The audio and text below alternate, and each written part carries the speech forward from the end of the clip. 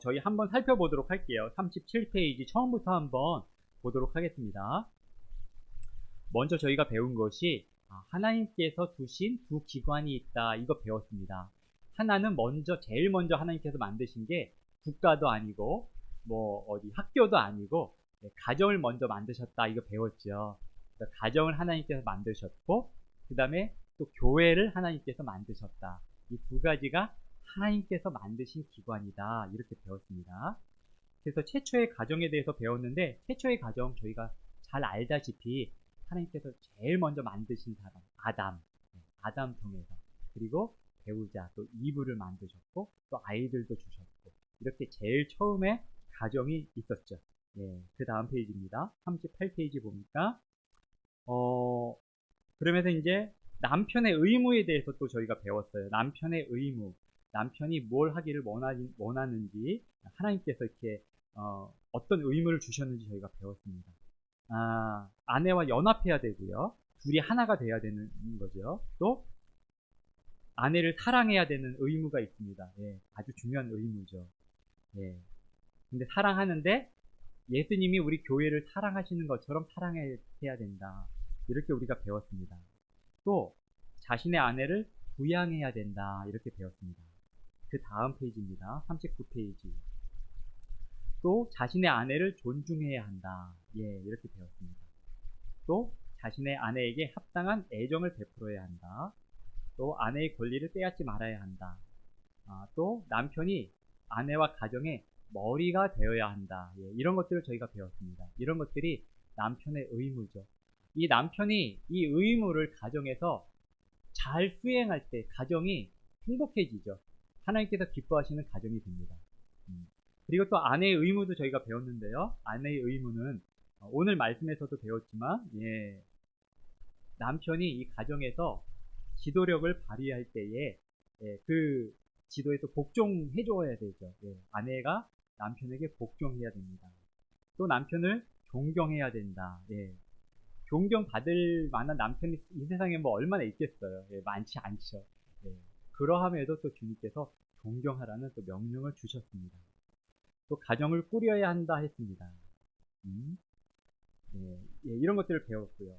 기본에 보니까 당신의 남편이 혹시 그리스도인이 아닐지라도 그 남편을 존중하고 또 복종해야 된다, 이것이 하나님의 뜻이라고 저희가 배웠습니다.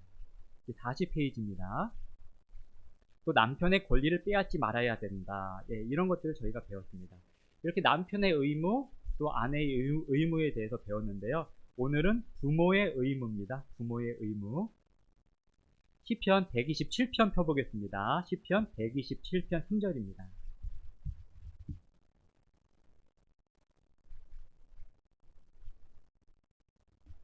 시편 127편 3절 말씀. 다 같이 한번 읽어보겠습니다. 시작. 보라, 자식들은 주의 유산이요 해의 열매는 그분의 보상이로다. 아멘. 그래서 여기 밑줄에 자녀들은 주님의 유산입니다. 유산. 킹제임스 성경에 보니까 Heritage of the Lord 했습니다. 주님의 유산이다. 이 유산이 가치가 있는 거잖아요.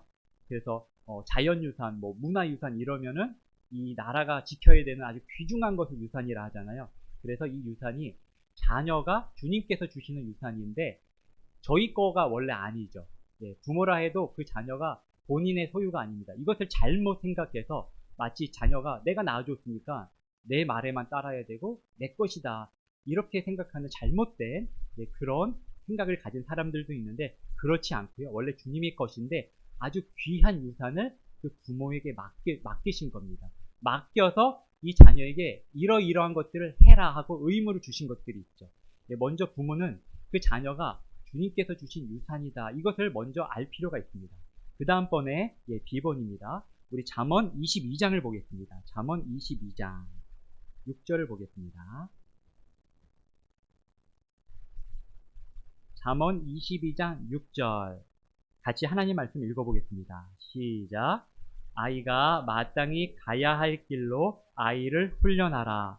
그러면 그가 늙어서도 그 길을 떠나지 아니하리라. 아멘. 부모가 자녀들을 뭐 시켜야 되죠? 네, 훈련시켜야 됩니다. 훈련이라고 쓰면 됩니다. 훈련시켜야 할 책임을 갖고 있습니다. 이렇게 하지 않으면 방임이에요. 훈련시켜야 되죠. 그렇게 훈련을 시키면 늙어서도 그 길을 떠나지 않는데요. 그러면 주님의 말씀을 가지고 이 아이를 어렸을 때에 잘 사랑으로 훈련을 시키면 그 아이가 나중에 나이 들어서도 하나님의 길대로 가는 그런 사람으로 성장할 수 있겠죠. 이렇게 부모가 이런 의무를 다 한다면은 정말 아름다운 가정들이 많이 생길 것 같아요. 예. 그래서 그 밑에 보니까 에베소서 6장 4절도 이제 보자고 되어 있는데요. 아버지들은 자녀들을 주님의 교육과 훈계로 양육해야 합니다. 예, 이 말씀이 이렇게 되어 있어요. 주님의 교육과 훈계, 이런 단어들로 되어 있습니다. 그래서 교육인데요. 내 생각대로 하는 교육이 아니죠. 이 부모나마다 사람마다 생각이 다르잖아요. 예, 그런 교육도 할 수 있겠죠, 부모로서. 하지만 중요한 건 주님의 교육. 주님께서 어떻게 하라고 하셨는지 그것을 아이에게 가르치는 것. 예, 그것이 중요합니다. 예, 그래서 주님의 교육과 훈계로 양육해라. 이렇게 부모에게 의무를 주셨습니다. 그 밑에 읽어보겠습니다. 아이들에게는 징계가 필요하며 아이들은 가정에서 순종을 배워야만 합니다. 이를 위해 부모에게는 실제적이고 의지적인 결단이 필요합니다. 예. 요즘에는 징계를 잘 안 하는 시대죠. 오히려 징계를 하면은 부모가 굉장히 잘못하는 것 같은 그런 사회적인 분위기를 만드는 그런 시대가 됐습니다. 근데 그것이 하나님의 뜻은 아닙니다. 예, 저희가 한번 하나님 말씀으로 한번 배워보도록 하겠습니다. 자, 1번. 아이들은 질문하지 않고 순종하는 것을 배워야 합니다. 예. 이해하기 어려울 수가 있습니다. 그렇지만 이렇게 말씀하세요. 질문하지 않고 순종하는 것을 배워야 된대요. 그리고 필요한 경우에는 설명이 없더라도 순종하는 것을 배워야 합니다. 이런 상황을 한번 보실까요? 예를 들어서 골목길에서 이제 우리 아이가 한 3살, 4살 됐어요. 근데 저기서 제가 아빠인데 저를 보고 기뻐서 막 뛰어옵니다. 근데 옆에는 차가 지나가요. 그럼 저는 그거를 아이에게 뭐라고 해야 될까요? 다른 말이 필요 없어요. 너 거기 멈춰! 해야 되죠. 다른 설명을 할 시간도 없고요. 이해시킬 시간이 없습니다. 그냥 멈춰 해야 돼요. 근데 만약에 이해가 잘 되지 않아도 아버지 말에 순종하는 아이로 훈련을 받았다면 거기 멈출 겁니다. 근데 그렇게 훈련이 안 됐으면 그냥 왜 나는 지금 좋아서 가는데? 나는 아빠가 좋아서 가는 건데 왜? 이렇게 하고 그 훈련이 안 됐다면은 그럼 사고가 날 수도 있겠죠. 사실은 하나님께서도 우리가 이해가 안 되는 훈련 우리 인생에서 시키지 않나요? 많이 시키세요. 근데 나중에 지나봐야 이해가 될 때가 있습니다. 어쩔 때는 순종을 해야지만 이해가 되는 명령도 있어요. 순종을 안 하면 평생 이해 못하는 명령도 있어요. 예. 근데 그런 명령들이 있습니다. 그게 하나님의 뜻이고 그것에 순종하는 사람은 그 하나님의 명령이 얼마나 좋은 건지 아름다운 건지 알 수가 있습니다. 그래서 우리 부모도 아이들에게 어렸을 때는 이해가 되지 않아도 먼저 순종하는 것, 이것을 먼저 가르치고 예. 그 다음에 사랑도 예. 이런 것들이 같이 있어야겠죠. 2번 순종은 즉각적이어야 하고 예. 즉각적으로 순종해야 돼요. 예. 누구야? 너 이것 좀 해다오. 그러면 나 좀 이따 할게요. 지금은 이게 너무 일상적인 가정에서의 말이죠. 근데 즉각적으로 해야 하는 훈련이 어렸을 때 되어야 됩니다. 그래야 우리가 그렇게 저는 이런 거를 배울 때에 그런 아쉬움도 들어요. 어렸을 때 내가 이렇게 훈련 받았다면 얼마나 좋았을까. 그런데 지금이라도 훈련시켜 주셔서 감사해요. 예, 그래서 하나님의 말씀에 즉각적으로 반응하는 그런 훈련이 자동으로 되는 거죠. 예, 이의가 없어야 됩니다. 대꾸를 해서는 안 돼요. 이것이 지금 사회에서는 이 엄청난 반대를 부딪힐 거예요. 그게 무슨 말도 안 되는 소리냐. 네. 이 세상에 아동학대라든가 이런 것들을 많이 배우시고 또 아주 똑똑하신 분들한테는 이게 어리석은 말로 들릴 수가 있습니다. 그렇지만 하나님께서 없다고 하는 사람들이 어리석은 거고요. 하나님 말씀에 순종하는 사람이 지혜로운 겁니다. 아이들의 성품을 올바르게 형성시키기 위해서 부모들은 이 규칙에 예외를 두어서는 안 됩니다. 네, 이렇게 글이 되어 있고요. 또 아이들에게도 일하는 것을 가르쳐야 합니다. 만 1살이 된 아이에게는 옷가지와 장난감을 줍는 일을 가르칠 수 있습니다.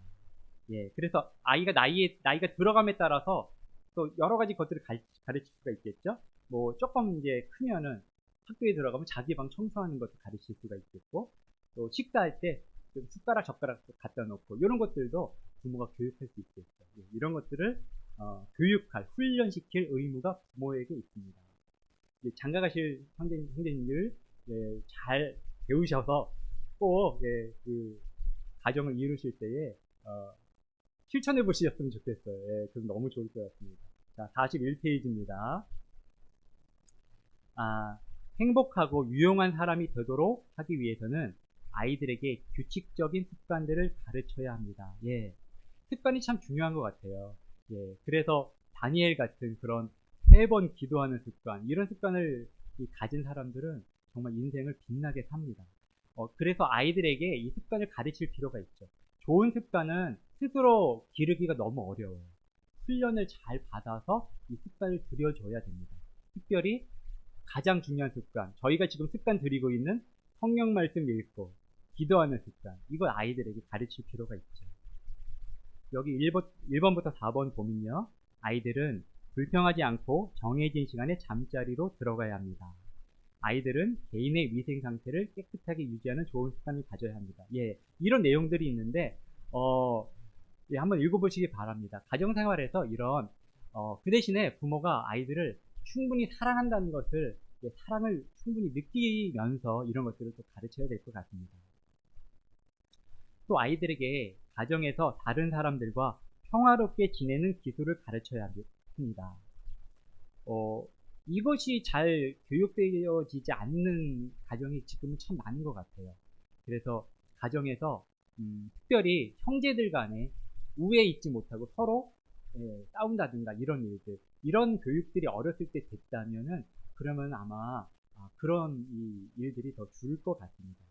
싸우는 것을 허락해서는 안 됩니다. 또 다른 가족 구성원, 부모를 포함해서 소유물을 존중해야 하며 자신의 것이 아닌 물건을 취하게 해서는 안 됩니다.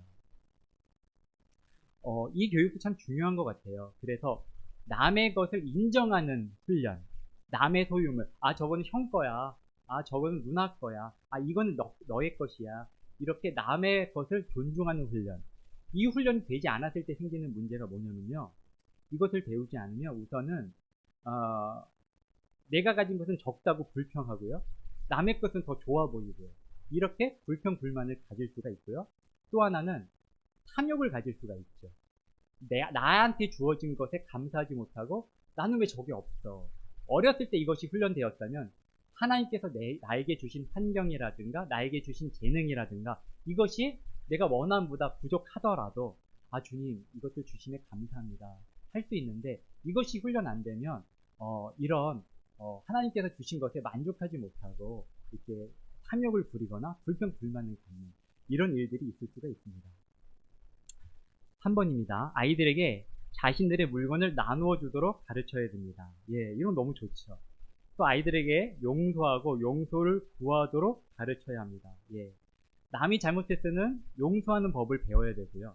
또 내가 잘못했을 때는 저 이거 잘못했어요 하고 용서를 구하는 법도 어렸을 때 배워야 되죠. 이런 것들을 부모가 자식에게 해야 됩니다. 이게 자녀를 사랑하는 방법이죠. 이런 것들을 하지 않으면서 아이가 원하는 거 다 사주고 아이가 뭐 사달라는 거 다 먹여주고 이것을 사랑이라고 생각한다면 그거는 하나님께서 사랑하시는 거하고는 아주 큰 거리가 있어요. 예, 그건 자기 나름대로의 사랑이죠. 하나님께서는 우리한테 달라는 거 다 주지 않으시더라고요. 다 주시던가요? 안 주세요. 꼭 필요하고 저한테 알맞은 것만 주시더라고요. 그리고 만족하는 것을 배우게 하시더라고요. 이렇게 부모가 자식들에게 가르칠 필요가 있습니다. 네, 또 아이들에게 돈을 올바로 사용하는 법을 가르쳐야 됩니다. 예, 이 내용들도 한번 읽어보시면 좋을 것 같아요. 이것을 잘 못 가르쳤을 때에 그리스도인이지만 경제적으로 문제가 생길 수 있어요. 네. 그리스도인인데 경제적으로 문제를 일으키는 경우 많이 봤습니다. 그것은 이런 좋은 교육들을 받지 못해서이죠. 하나님께서 주신 이 돈을 가지고 경제를 가지고 올바르게 사용하는 법들을 어렸을 때부터 부모가 잘 가르칠 때에 그 아이가 아주 건전하게 자라는 그런 아이가 될 수 있겠죠. 네.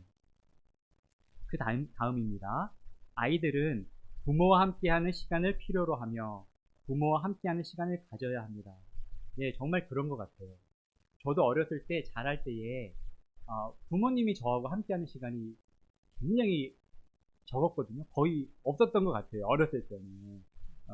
저는 할아버지 할머니 밑에서 컸는데 근데 부모가 됐다면은 사실 이 의무를 꼭 지켜야 됩니다. 돈을 벌기 위해서만 시간을 쓸 게 아니라 내 아이와 시간을 가져야 돼요. 이게 아이한테는 너무나 소중합니다. 우리들도 왜 그런 것들을 느끼잖아요.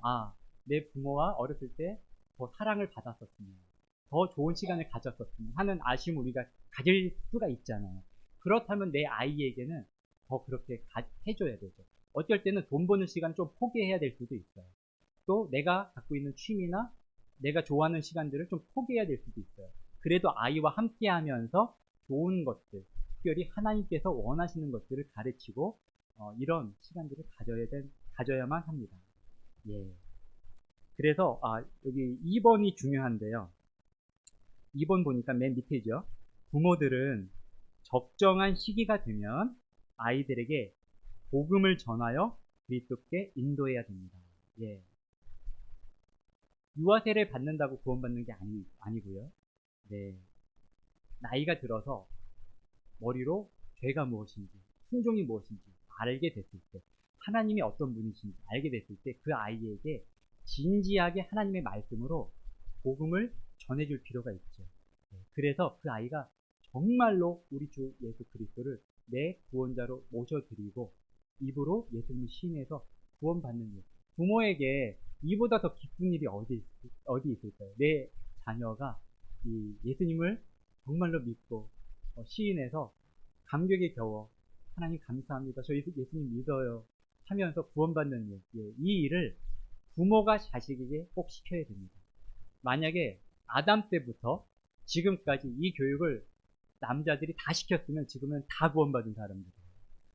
근데 다 그렇게 시키지 못했죠. 예. 그래서 이것을 꼭 부모가 해야 될 아주 가장 중요한 의무로 알고 실천을 해야지만 됩니다. 자, 넘기겠습니다. 42페이지입니다.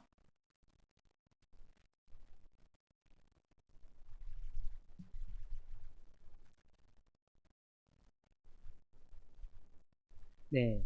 위에 한번 읽어볼게요. 그들은 즉각적인 결과를 기대하거나 다른 사람들이 자신들을 대신해서 그런 일을 하게 합니다. 지금 이 자리에서 하나님의 방식을 따르겠다는 결심을 하시고 당신이 가정에서 아이들을 데리고 있을 동안에 이와 같은 자녀 양육을 일관성 있게 꾸준히 실천하는 일에 헌신하십시오. 예, 헌신해야 될 일이죠. 맡길 수 없어요. 학교 교육에 선생님에게 맡길 수도 없고요. 예, 누구에게 맡길 수 있는 일이 아니죠. 이것은 꼭 부모가, 아버지가, 어머니가 해야 될 일입니다. 어렸을 때 하는 것이 가장 좋고요. 예, 언제라도 자녀를 위해서 이렇게 하는 것이 필요합니다. 당신은 10번입니다. 하나님께서 당신의 자녀들을 보시는 것과 동일하게 자녀들을 살펴보야만 합니다. 예, 하나님께서 우리를 어떻게 보시는데요? 예, 하나님께서 우리를 보시는 것처럼 동일하게 우리 자녀를 보아야 된대요. 잠언 22장 15절 가보겠습니다. 잠언 22장 15절 읽어보겠습니다. 잠언 22장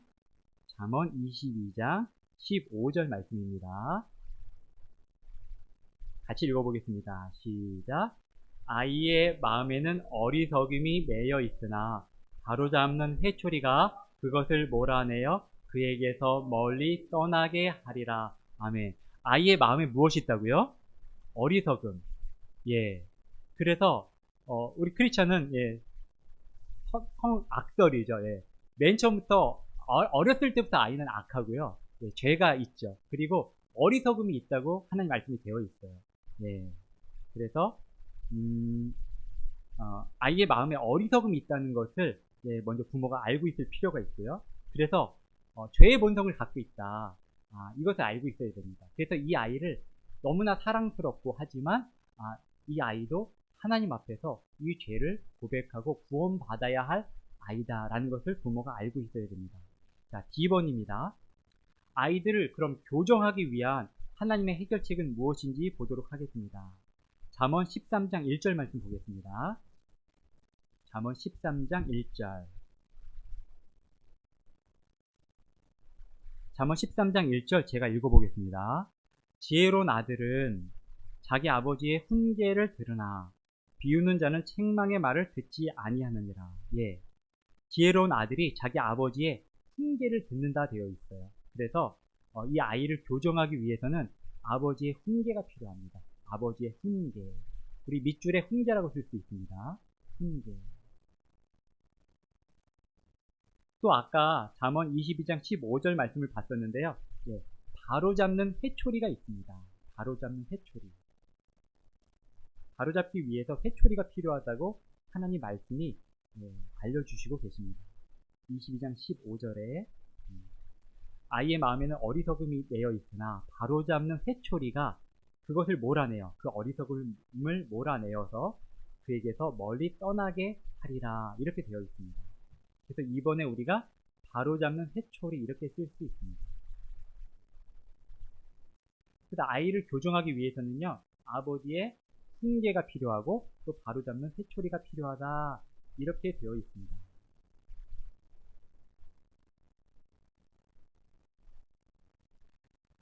오늘날 대부분의 인본주의 철학은 아이들을 때리는 것이 잘못이라고 말합니다. 예, 지금은 더더욱 그래요.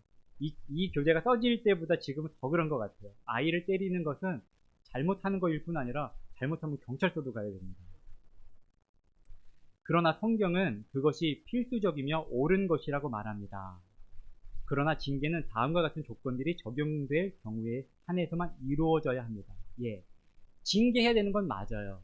훈계해야 되는 게 맞죠. 그런데 이것이 잘못 행해진 일이 너무나 많았기 때문에 그것에 반발해서 오히려 아이들을 절대 때리면 안 된다. 이런 식으로 인본주의가 갔죠.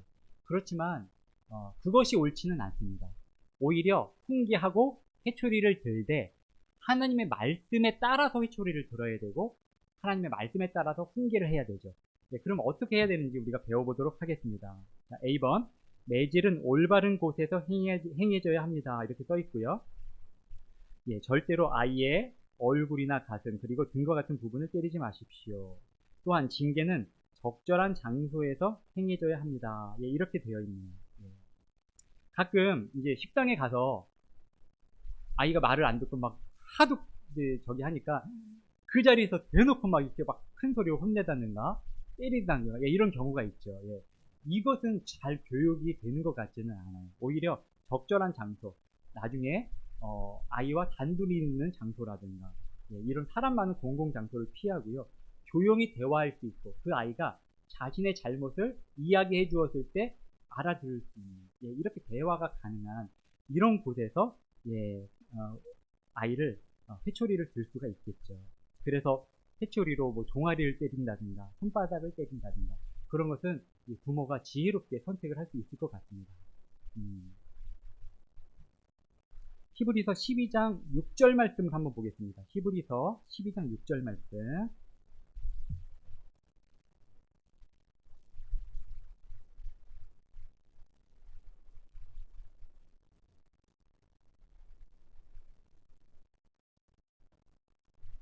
히브리서 12장 6절 말씀을 저희가 같이 한번 읽어보겠습니다.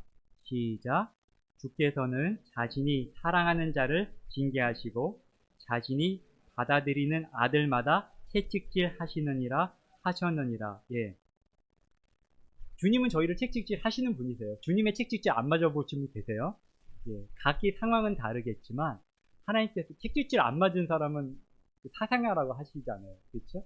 그래서 뭐 하나님께서 우리를 징계하실 때가 있죠. 잘못하면. 또 바로 잡아 주실 때가 있죠. 근데 사랑하는 자마다 그렇게 하신다 되어 있어요. 그래서 이것이 진짜 사랑이죠. 그래서 아이가 원하는 대로 다 해주는 게 사랑이 아니라 아이를 올바르게 바로잡아 주면서 필요할 때는 따끔하게 회초리를 들 줄 아는, 이것이 하나님의 사랑이시고 또 부모가 가져야 될 그런 사랑이라고 말씀되어 있습니다. 자, 제가 읽어보겠습니다. 절대로 분노 가운데 징계하거나 당신의 좌절감을 해소시키기 위해 자녀를 때리지 마십시오. 불순종한 자녀들을 자기 방에 보낸 후에 일어난 일들을 곰곰이 생각해 보도록 하고 몇 분간 기다리십시오. 예, 기다릴 필요가 있어요. 예, 저희는 사람이기 때문에 감정적으로 욱해갖고 아이들한테 잘못 이렇게 매질을 할 수도 있습니다. 절대 안 되죠. 이런 것들은 아이에게 상처만 남길 뿐입니다. 예, 그래서 가만히 주님 앞에서 부모가 먼저 생각해 봐야 되죠. 이 아이를 어떻게 바로잡을 것인가, 어떻게 이 아이에게 이것을 가르칠 것인가 생각해보고 주님께 기도하고 그렇게 신중하게 한 다음에 회초리를 들더라도 드는 그런 일이 필요합니다. 그래서 체벌이 금기시되고 지금 이런 시절이 된 것이 사실은 이 부분에 있어서 잘못했기 때문이에요. 잘못 체벌하는 경우들이 너무 많이 있었기 때문에 오히려 이런 부작용이 일어나게 되었습니다. 자, 매질은 어릴 적부터 행해져야 합니다. 이렇게 되어 있어요. 잠언 19장 18절 말씀도 한번 보겠습니다. 잠언 19장 18절. 저는 이 부분이 늘 아쉬웠어요. 하나님 저한테 아들이든 딸이든 자녀 한 명만 주시면 제가 예전에 이 공부를 할 때에 제가 이렇게 가르쳐 보겠습니다. 주님. 그랬었는데 저한테는 그런 기회는 주지 않으셨어요. 하지만 이런 기회를 곧 부여받으실 분들, 또 이 주의 귀한 유산을 받으신 분들은 또 아이들이 지금 너무 커서 성인이 됐으면 이렇게 할 수는 없어요. 예, 기회가 있으신 분들, 하나님께서 좋은 또 기회를 주시는 분들은 이 하나님의 말씀을 배우셨다가 한번 정말 너무나 멋있는 그런 아버지와 어머니가 되어보시기 바랍니다.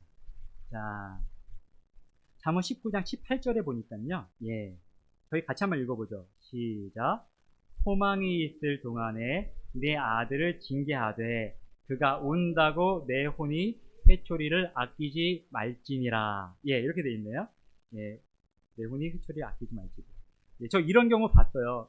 애한테 아빠가 너 이거 왜 이거 잘못했어? 해서 회초리 들지도 않았는데 벌써 아프다고 소리를 막 지르면서 막 이런 경우도 있죠. 예, 아이들은 과장해서 이렇게 한다고 하더라고요. 예, 여기 읽어보면요. 아이들은 적절한 매질에도 과장되게 울 것입니다. 예, 아이들은 또한 당신이 마치 무자비한 괴수인 것처럼 느끼게 하려고 안간힘을 다 쓸 것입니다. 그러나 그런다고 해서 매를 아끼지 마십시오. 이렇게 되어 있는데요. 예, 하나님 말씀에도 소망이 있을 동안에 내 아들을 징계해라 했습니다.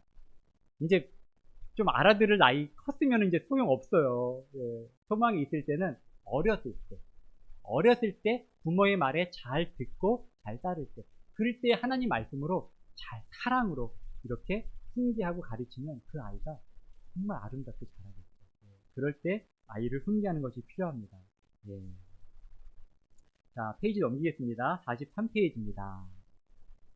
자, 매질을 꾸준하게 일관성 있게 행해져야 됩니다. 예, 일관성이 필요해요. 그래서 부모가 어떨 때는 그냥 넘어가고 어떤 때는 혼내고, 예, 이것이 아니라 아이가 잘못했을 때는 일관성 있게 아이들을 훈육하고, 예, 그리고 항상 이 아이가 부모의 사랑을 느끼면서 또 잘못한 것을 아이가 이해할 수 있도록 이렇게 하면서, 예, 그렇게 회초리를 주는 것이 필요하다고 되어 있습니다. 그렇게 하지 않으면 아이에게 마음의 상처만 줄 수가 있어요.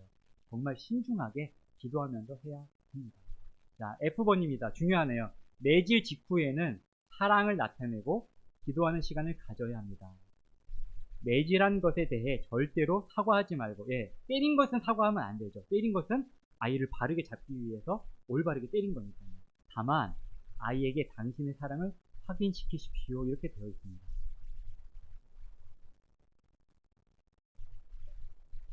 네, 이렇게 해서 좀 구체적으로 이렇게 아이들을 어떻게 양육해야 되는지 이렇게 배웠는데 어떠세요? 이 세상의 기준하고 비슷한가요? 완전 다른 길이에요. 네, 지금 또 아주 훌륭한 박사님들, 뭐 가정학, 뭐 아동학 그 말들을 들으면 일리가 있어요. 정말 맞는 것 같아요. 그런데 그게 다 맞지는 않습니다. 다 맞는 것은 하나님 말씀만 다 맞으세요. 그래서 아이를 교육할 때 이렇게 아이에게 사랑으로 또한 적절하게 바르게 매질을 하면서 가르치면서 하나님 말씀으로 가르칠 필요가 있습니다. 네. 자, 그 다음에 이제 부모에 대한 자녀들의 의무가 있어요. 자녀들도 의무가 있거든요. 부모들은 이렇게 아이들을 훈육하고 가르치고 사랑하고 이럴 의무가 있는데요. 자녀들도 의무가 있습니다. 자, 출애굽기 20장 12절에 보니까 내 아버지와 어머니를 공경하라. 예, 공경하라입니다. 10계명에 나와 있죠. 예, 5계명에 너희 부모를 공경하라고 되어 있습니다. 예, 저희 이 명령에 잘 순종하시죠? 예, 저도 잘 순종하려고 노력합니다. 예, 저희가 우리 부모님에게 공경해야 합니다. 부모님에게 공경할 줄 모르는 사람이 우리 영적인 아버지이신 우리 하나님께 공경할 수 있을까요? 예, 그렇지 않아요. 예, 부모에게도 공경해야 되고 하나님께 공경해야 되고 하나님 명령이시기 때문에 또한 부모에게 공경해야 되죠. 자, 잠언 13장 1절을 한번 보겠습니다. 잠언 13장 1절입니다. 잠언 13장 1절 제가 읽어보겠습니다. 지혜로운 아들은 자기 아버지의 훈계를 들으나 비우는 자는 책망의 말을 듣지 아니하느니라. 자기 아버지의 훈계를 듣는다 되어 있죠. 예. 부모의 훈계를 들어야 됩니다. 우리 자녀 되신 분들은 부모님이 훈계하실 때에 들으시기 바랍니다. 저도 그렇게 듣도록 하겠습니다. 에베소서 6장 1절입니다. 에베소서 6장 1절 제가 읽어드릴게요. 에베소서 6장 1절 자녀들아 주 안에서 너희 부모에게 순종하라. 이것이 옳으니라. 아멘. 그래서 내 부모에게 순종하라고 되어 있습니다. 내 부모에게 순종하라. 이렇게 해서 오늘은 부모의 의무, 또 자녀들의 의무, 이런 것들을 배웠어요. 이런 것들을 일찍 알았으면 하고 아쉬운 분들 혹시 안 계세요? 저는 그 마음이 예전에 참 많이 들더라고요. 일찍 알았으면, 또 이렇게 양육받는 복이 나한테 있었으면, 그런 아쉬움이 들었던 적이 있어요. 근데 저희가 잠언 3장 11절 12절의 말씀에 보니까 이런 말씀이 있더라고요. 한번 찾아볼게요. 마지막으로 저희 잠언 3장